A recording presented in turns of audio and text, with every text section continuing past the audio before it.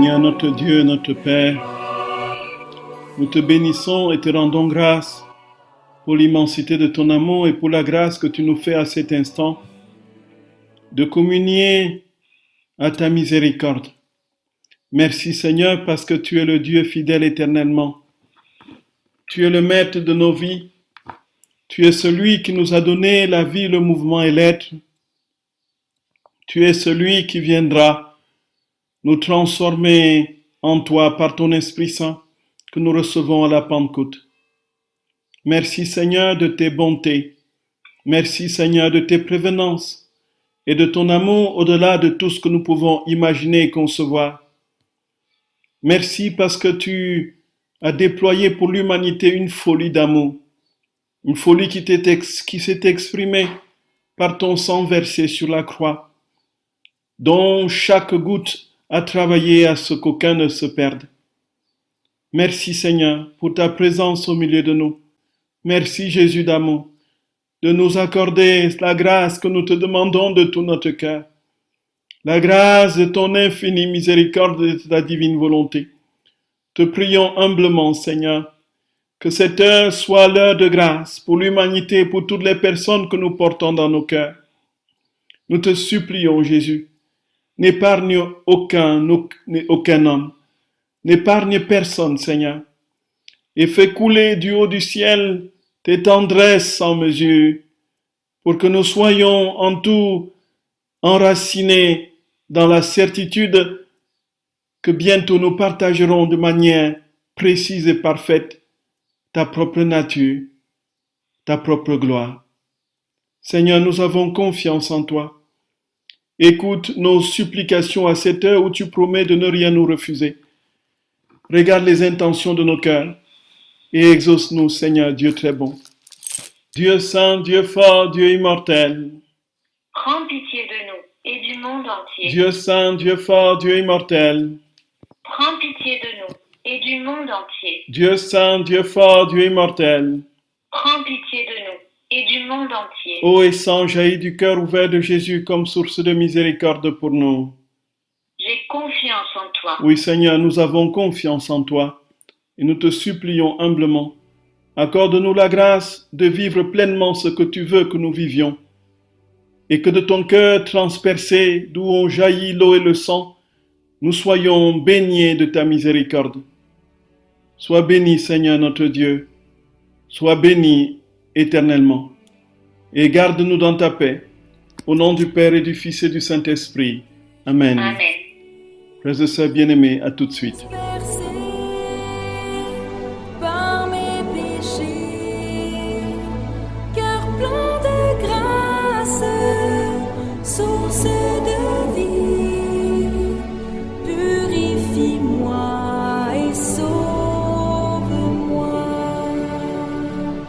Cœur de Jésus, ô cœur divin, cœur transpercé par mes péchés, cœur plein de grâce, source de vie, purifie-moi et sauve-moi.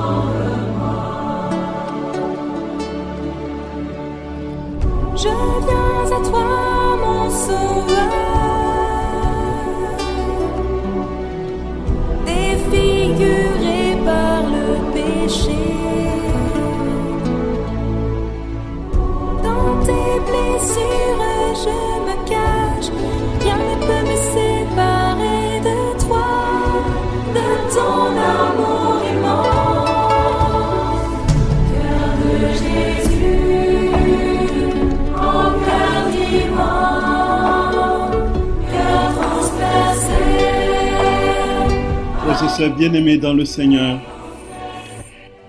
nous rendons grâce à notre très Saint Jésus pour l'occasion nouvelle qu'il nous donne aujourd'hui de méditer sur les heures de sa passion où il va s'offrir totalement, parfaitement pour l'humanité en se donnant sans compter. Nous sommes aujourd'hui à la 15e heure. C'est l'heure qui va de 7h à 8h du matin. Jésus est devant Pilate et ensuite est renvoyé devant Hérode. Frères et sœurs d'amour, nous avons compris que tout ce que Jésus pouvait souffrir, c'était en vue de notre salut, en vue du rachat et de la divinisation de l'humanité et de la création. Tout ce que Jésus a vécu dans sa chair, tout ce qu'il a vécu dans les moindres interstices de son être, que ce soit dans sa parole, ses pensées, ses gestes, ses mouvements, y compris les éléments de son corps physique, nous le répétons, travaillent au salut de l'humanité. Et dans tous les épisodes, y compris des humiliations que Jésus a vécues, dans les moindres petites humiliations, Jésus a réparé un péché de l'humanité. Et c'est cela le grand mystère de l'amour infini de notre Dieu, que nous n'aurons même pas l'éternité devant nous suffisante pour le comprendre. Frères et sœurs d'amour, aimons Jésus de tout notre cœur. Je nous en supplie humblement. Autant que c'est possible, demandons au Seigneur de mettre en nous un amour brûlant pour lui. C'est la condition pour acquérir sa vie divine. Aimons le Seigneur sans compter. Aimons le Seigneur sans compter, sans mesurer. Notre vie est entre ses mains et n'ayons aucune crainte. Laissons-nous faire par lui, que sa divine volonté vienne prendre possession de tout notre être et que nous soyons tout en lui. Dans la 15e heure, Jésus est conduit donc chez Pilate et les Juifs, pour ne pas se souiller, restent hors de l'atrium. En fait, c'était la veille du sabbat. Et il était impossible donc de manger le sabbat ayant foulé un territoire païen, qui a été naturellement, donc ça demandait un rituel de purification que le temps ne permettrait pas si on voulait fêter Pâques dans de bonnes conditions.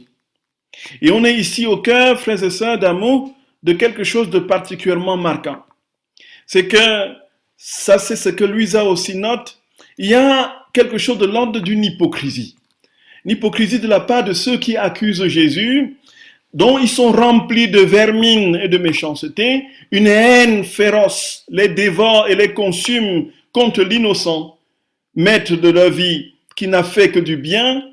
Et voilà que pour marquer les limites de la pureté et de l'impureté, ils ne veulent pas s'approcher, fouler un sol impur.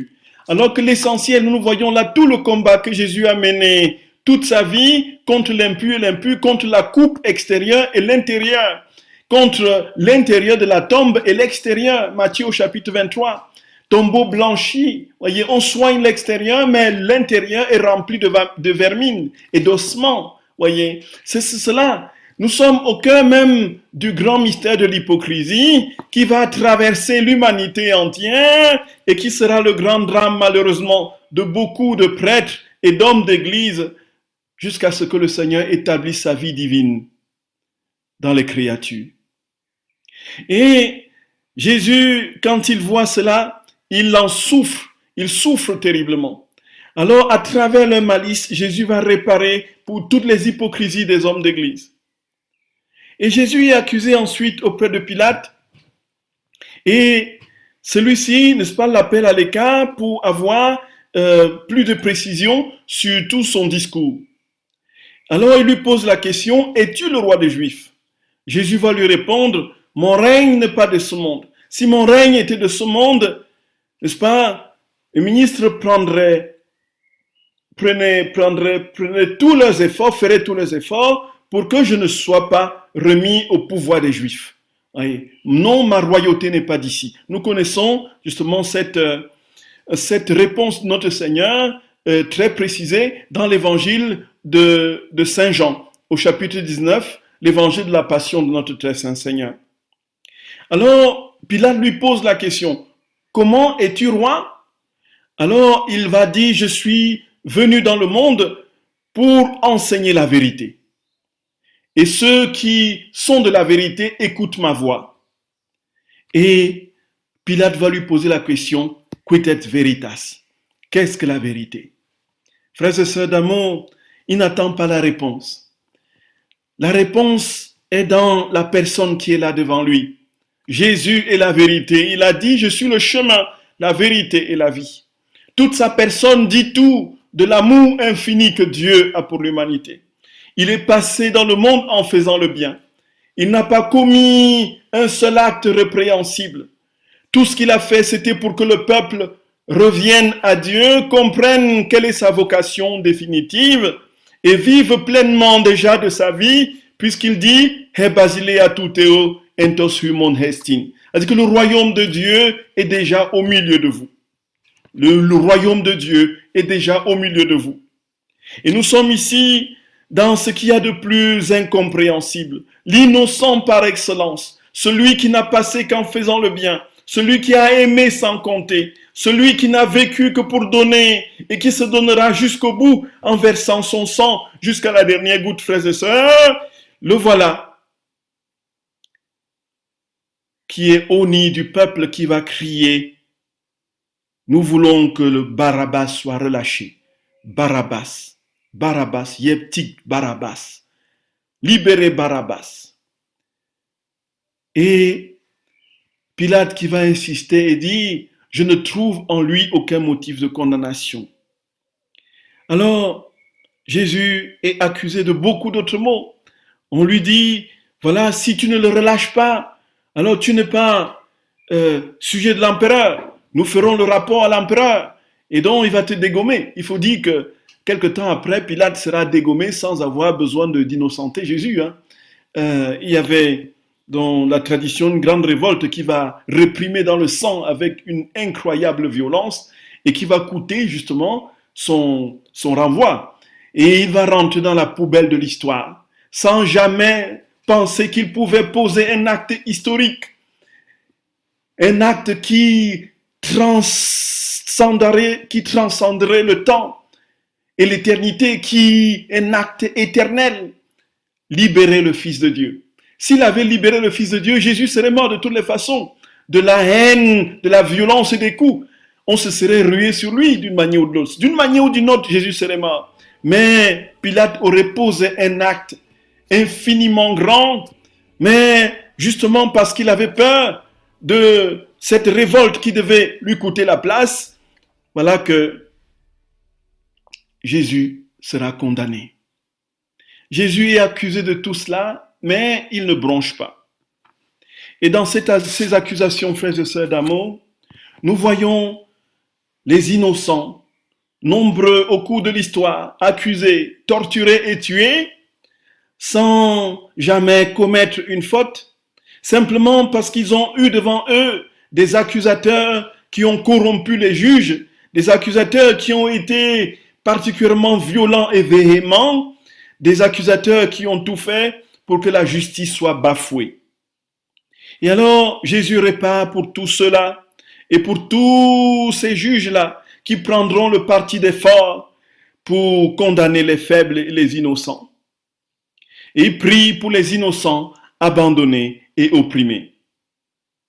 Et puis, quand Pilate apprend que Hérode n'est pas loin, il envoie Jésus chez Hérode.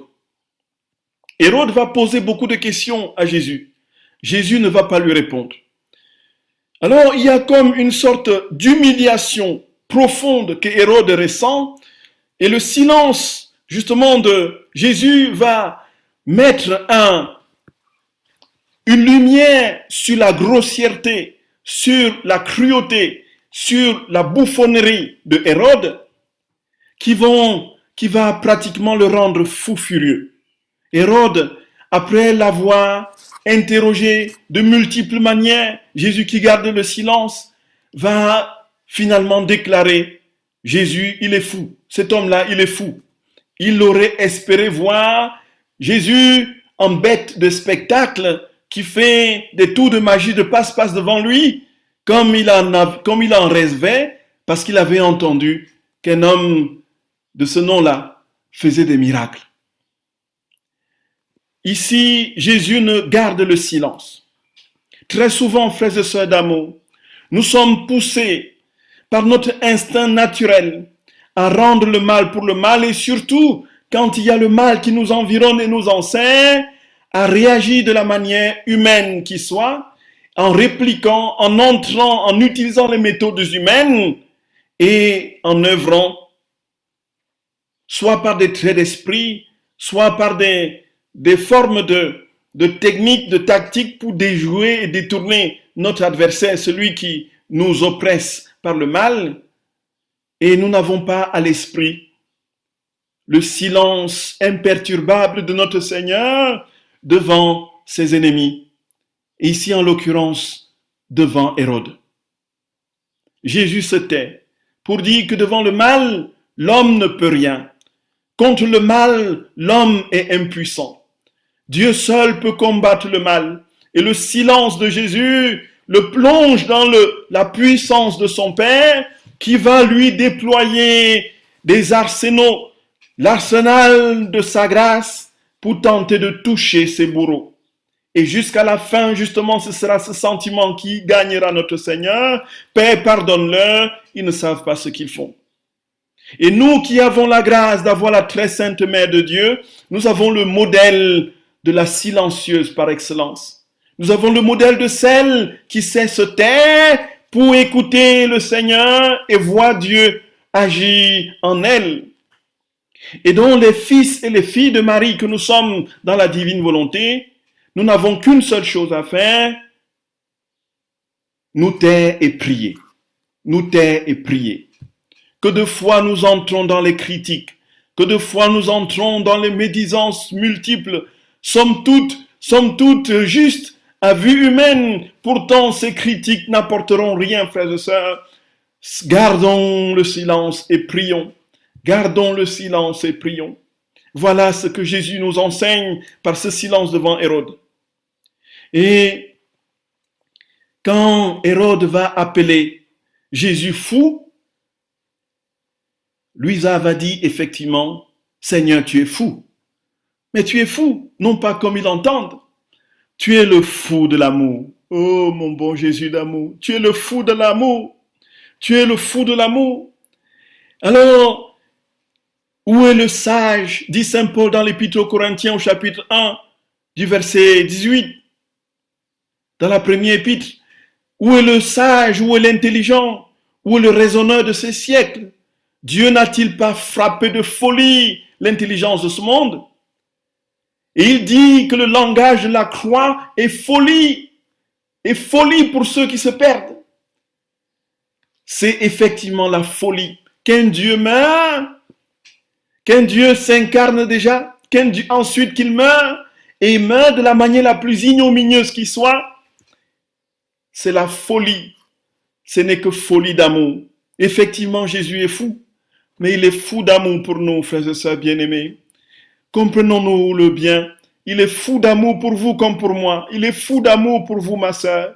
Il est fou d'amour pour vous, mon frère. Il est fou d'amour pour chacun d'entre nous. Il frappe à notre porte sans cesse. Je suis fou amoureux de toi, mon enfant. Je suis fou amoureux de toi. Je suis fou d'amour pour toi. S'il te plaît, veux-tu me laisser entrer? Veux-tu me donner un peu d'amour en retour? Je t'en supplie, mon enfant. Nous voyons ici, frères et sœurs bien-aimés, combien notre Seigneur est fidèle.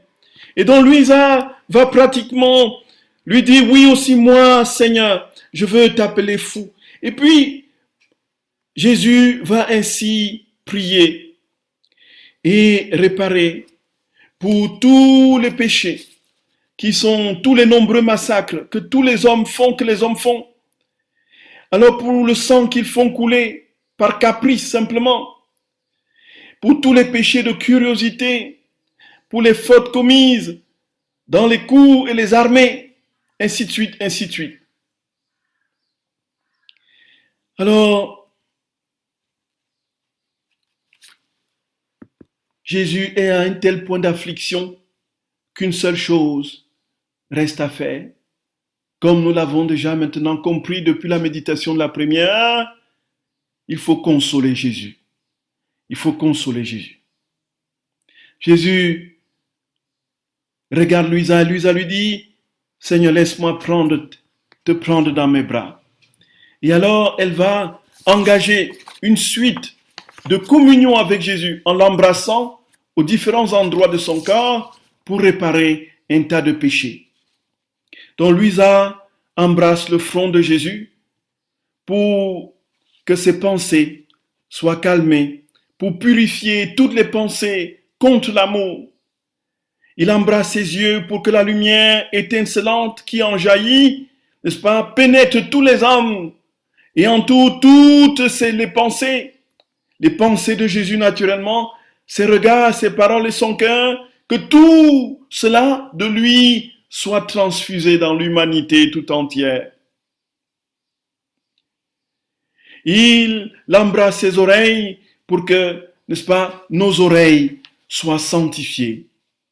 Il embrasse donc son cœur pour que nos cœurs soient purifiés. Nous sommes ici, frères et sœurs, dans quelque chose du mystère même de la communion. Nous comprenons bien que ce qui peut réparer l'humanité, ce qui peut réparer l'humanité brisée et cabossée par le péché, c'est l'union à Dieu. C'est l'union à Dieu, la participation à sa nature divine. Il n'y en a pas d'autre. Il n'y a pas d'autre possibilité. C'est ainsi que Luisa embrasse son visage pour que nous soyons, pour qu'elle soit, et nous avec épris de la beauté de Dieu, la beauté divine, et le dédommager de toutes les insultes et moqueries reçues au palais d'Hérode.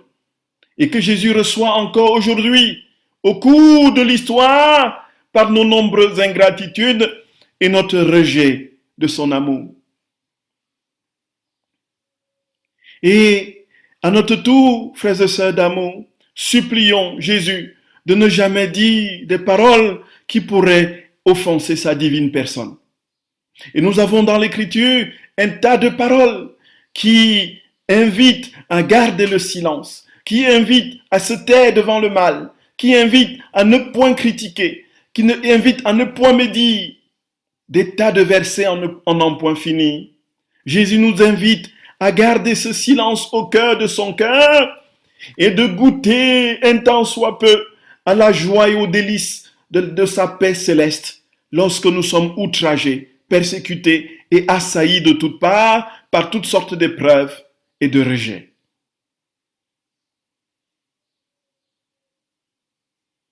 Alors, Luisa va serrer Jésus très fort contre son cœur pour que Jésus imprime son image dans son intelligence, son cœur, ses œuvres, dans tout ce qu'elle est. C'est pour nous une leçon aussi, frères et sœurs d'amour. Serrons Jésus très très fortement contre nous. Demandons-lui de donner cet amour brûlant pour lui, pour que toute sa personne se reflète dans notre vie, dans notre être, dans notre personne. Que tout ce qu'il est s'imprime d'une manière indélébile au tréfonds de notre être. Que nous soyons des reflets parfaits de l'image du Créateur, du visage de Jésus. Et alors, elle embrasse sa main droite pour que Jésus distribue ses grâces à travers le monde et donne à tous les fruits salutaires de ses actes infiniment saints. Encore une fois, tout en Jésus est source de salut. Elle embrasse sa main gauche pour que Jésus imprime ses vertus et sa charité dans les âmes, dans nos cœurs. Frères et sœurs d'amour, quand nous regardons le crucifix, tout dans le crucifix nous rappelle l'étendue de l'amour infini de Dieu. La main droite de notre Seigneur Jésus distribue les grâces infinies et donne à l'humanité les fruits salutaires de ses actes divins. La main gauche imprime les vertus de charité. Je le dis parce que je médite Luisa. Elle embrasse le pied gauche pour que Jésus nous donne une pleine et parfaite connaissance de nous-mêmes, de ce que nous sommes en vérité, de qui nous sommes.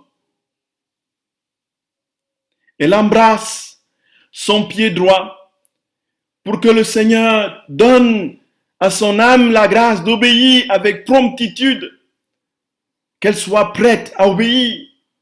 Elle embrasse son cœur pur et saint pour que Jésus les consume dans les flammes ardentes de son amour. Quand nous embrassons le cœur de notre Seigneur Jésus-Christ, frères et sœurs, nous lui demandons de transfuser, de transmettre à notre cœur malade et inconstant une fermeté dans l'amour, une brûlante et ardente capacité d'accueillir son amour pour ne vivre que de lui. Et c'est alors, frères et sœurs bien-aimés, qu'il ne nous reste plus qu'à dire à Jésus, Jésus, je ne veux pas te laisser seul.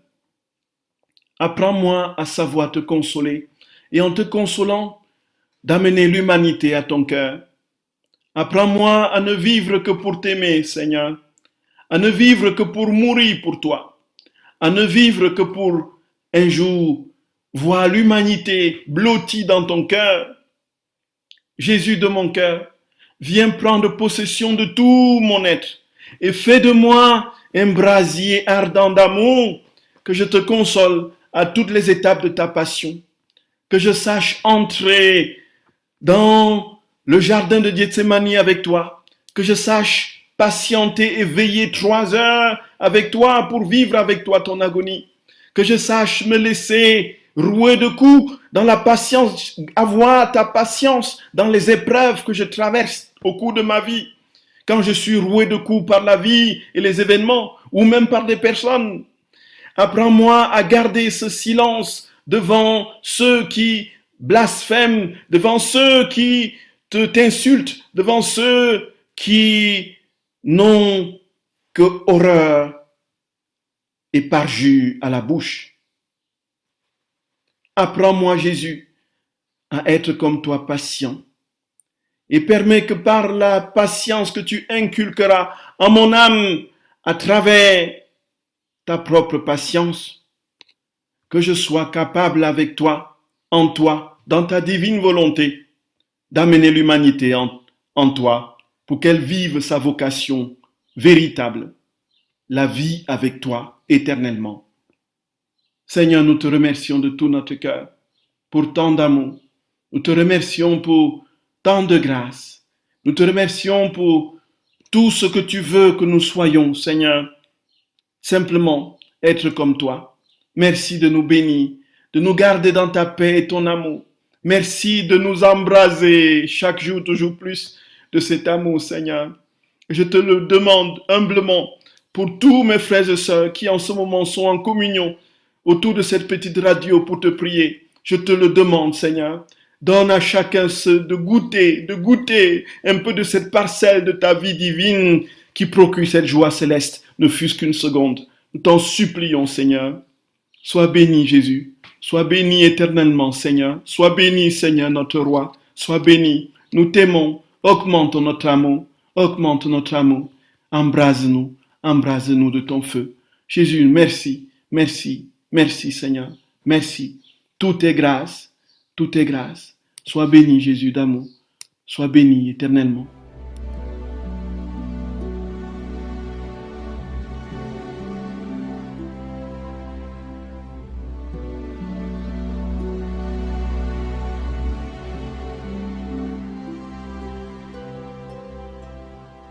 Tout mon être cherche d'où viendra le secours.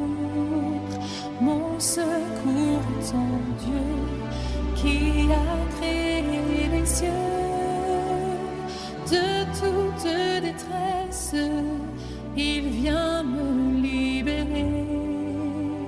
Lui, le Dieu fidèle de toute éternité.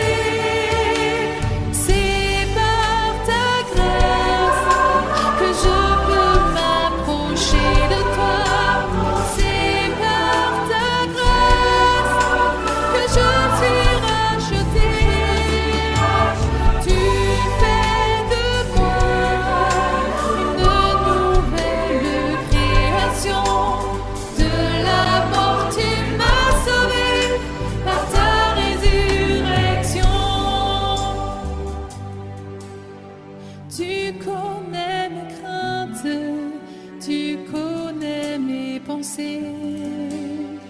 Avant que je naisse, tu m'avais appelé.